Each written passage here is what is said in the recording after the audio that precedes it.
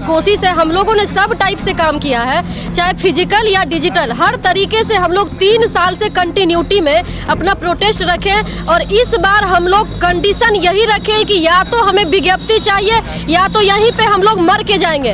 आप हर समय एक आश्वासन दे देते हैं और जब आपका डेट फेल हो जाता है, आप लोग को खुद सोचना चाहिए कि 26 जुलाई को हमें एक रिटन आश्वासन मिला था अपर मुख्य सचिव के द्वारा कि आपकी 7th फेज की जो बहाली है वो 26 जुलाई से शुरू हो जाएगी।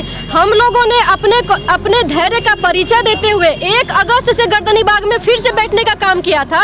और आप लोग खुद देखे होंगे कि 1 अगस्त से लेके कंटिन्यूटी में हमारा प्रोटेस्ट अभी तक चल रहा था। 22 अगस्त को जब हम लोग डाक बंगला चौराहे पे निकले थे तो किस तरीके का बर्बरतापूर्ण व्यवहार किया गया था। तिरंगा लिए हुए यात्री पे लाठीचार्ज किया गया, हमारे कई सारे अभ्यर्थियों को जेल में डाल दिया। दिखा देना चाहेंगे, देख सकते किस तरीके से ये तमाम अभ्यर्थी जो हैं सीटेट बीटेट में चयनित अभ्यर्थी हैं और अपनी मांगों को लेकर बैठ गए हैं। महिला अभ्यर्थी हैं, बात करेंगे, जुड़ेंगे।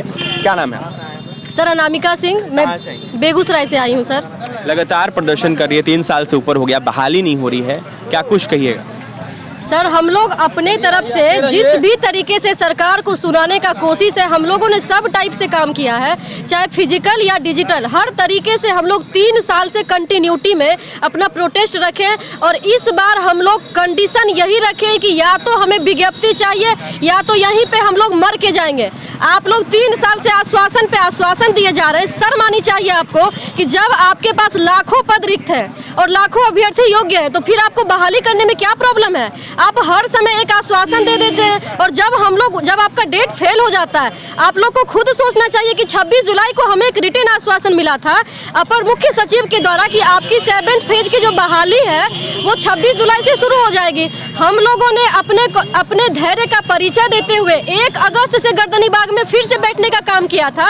और आप लोग खुद देखे होंगे कि 1 अगस्त से लेके कंटिन्यूटी में हमारा प्रोटेस्ट अभी तक चल रहा था। 22 अगस्त को जब हम लोग डाक बंगला चौराहे पे निकले थे तो किस तरीके का बर्बरतापूर्ण व्यवहार किया गया था। तिरंगा लिए हुए यात्री पे लाठीचार्ज किया गया, हमारे कई सारे अभ्यर्थियों को जेल में डाल दिया गया।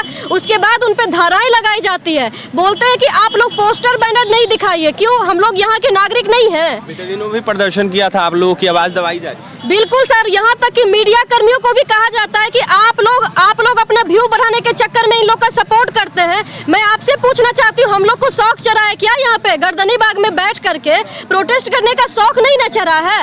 आखिर मैं आपसे भी ये कहना चाहती हूँ कि जब किसी राज्य की राजनीति और प्रशासन भ्रष्ट हो जाती है ना, तभी उस राज्य के लोगों में आंदोलन करने का भाव पनपता है और यही भ्रष्ट राजनीति एक दिन उनके पतन का कारण बनती है। तो अभी सरकार लोक लुभावन कर रहे हैं, कह रहे हैं कि हम रोजगार दे रहे हैं, नियुक्ति पत्र बांट रहे हैं। सर उनको तो मैं एक चीज पूछना चाहती हूँ, मैं इसी वजह से कल गांधी मैदान में गई थी कि जिस जगह से ऐतिहासिक ऐलान किया गया था कि हम 20 लाख युवाओं को रोजगार देंगे और नियुक्ति पत्र देंगे, तो नियुक्ति पत्र से पहले नोटिफिकेशन दीजिएगा ना कि आप डायरेक्ट नियुक्ति पत्र दीजिएगा।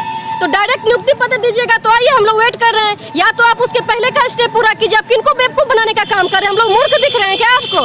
आप हमें ठगने का काम बंद कीजिए। और हम यूथ हैं, हम लोगों के लिए सबसे ज्यादा यदि जरूरी है तो हम लोगों के लिए अनएम्प्लॉयमेंट को आप खत्म कीजिए सर। जो सरकार युवा विरोधी है। सर मैं सरकार के खिलाफ कुछ नहीं बोलूंगी, मैं अभी भी उनसे रिक्वेस्ट ही कर रही हूँ कि अगर मेरी बात आप तक पहुँच रही है तो आप 1,20,000 अभ्यर्थियों के चीख पुकार या उनके करुणा को समझे। हम लोग याचना कर रहे हैं, रिक्वेस्ट कर रहे हैं, आपसे प्रार्थना कर रहे हैं, नहीं तो हम लोगों को आप गांधीवादी से भगत सिंह बनने के लिए मजबूर मत कीजिए। क्योंकि मैं आपसे भी यही कहना चाहती हूँ कि अगर हम लोग गांधीवादी बन सकते हैं तो भगत सिंह भी हम लोग बन सकते हैं। अगर आप हमारे आमरण अनशन पे आप चाहते हैं कि हम लोग आमरण अनशन पे बैठे तो हम लोग यही करेंगे।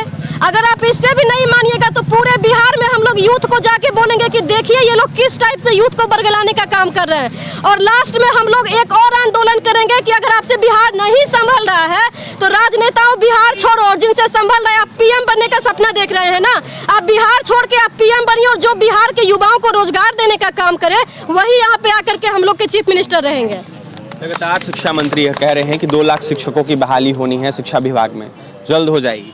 सर उनके जल्द का अगर हम लोग बात करें ना तो 2-3 इलेक्शन